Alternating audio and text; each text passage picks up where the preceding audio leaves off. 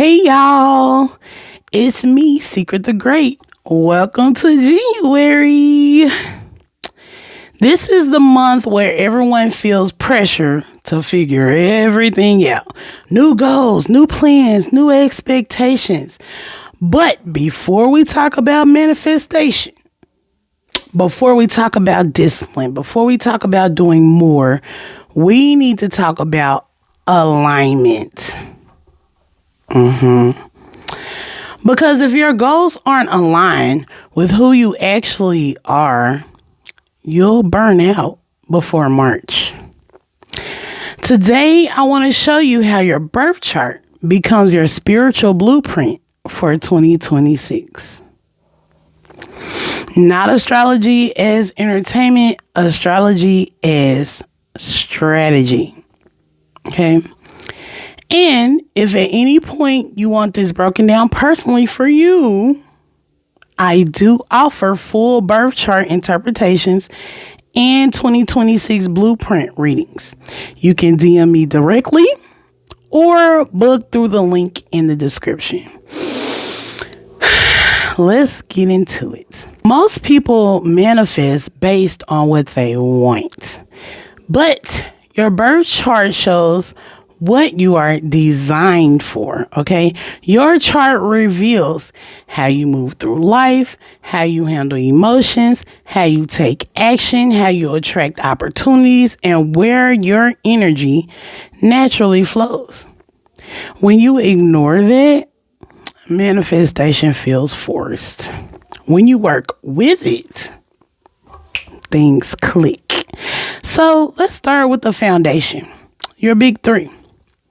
So I did do a video on TikTok about your big three, but let's break it down a little bit more, okay? Your sun sign represents your core identity. This is who you're becoming. This is the type of goals that actually energize you. If your goals don't reflect your sun energy, you'll feel disconnected from them. Next is your moon sign. It governs your emotional needs. This is how you recharge. This is what keeps you emotionally safe while you're building. If you don't honor your moon sign, you'll sabotage your own progress without even realizing it. And number 3 is your rising sign. That's why we call it the big 3. Sun, moon, rising. Your rising sign is how you move through the world. It's your approach, your pace, your outward strategy. This matters more than people realize, because manifestation isn't just about desire. It's about how you show up. Here's where most people get stuck. They copy goals that aren't meant for them. They chase timelines that don't match their energy, and they follow routines that don't support their nervous system, and then wonder why nothing sticks. Your birth chart removes the guesswork. It tells you where to focus, where to push, when to reset, when to rest, and what type of discipline actually works for you. This is why I call it spiritual strategy. Okay? Let me give you an example. If your chart is heavy in fire energy, meaning the fire signs, Aries, Leo, Sagittarius, you have those type of placements in your birth chart. You thrive with structure and consistency. Fire signs love that. But you need to see progress to stay motivated. If your chart leans towards air signs, Libra, Gemini, Aquarius, your mind needs stimulation and flexibility. The same structure that fire signs have will drive an air sign crazy. You manifest through ideas, communication, and collaboration. If you're water dominant, your emotions are the key. If you're emotionally drained, nothing moves water sign. And water signs are Cancer, Pisces, and Scorpio. This is why size fits all motivation. One size fits all manifestation doesn't work. So, January is about building the container for your year, not rushing results.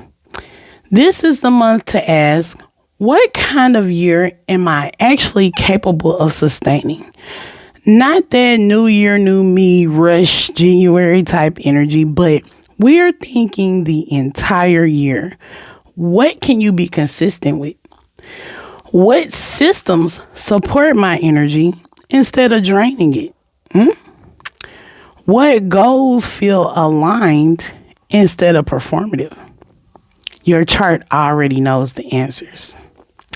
If you want help translating that blueprint, your big three, your houses, your planetary placements, that's what my birth chart interpretations are for.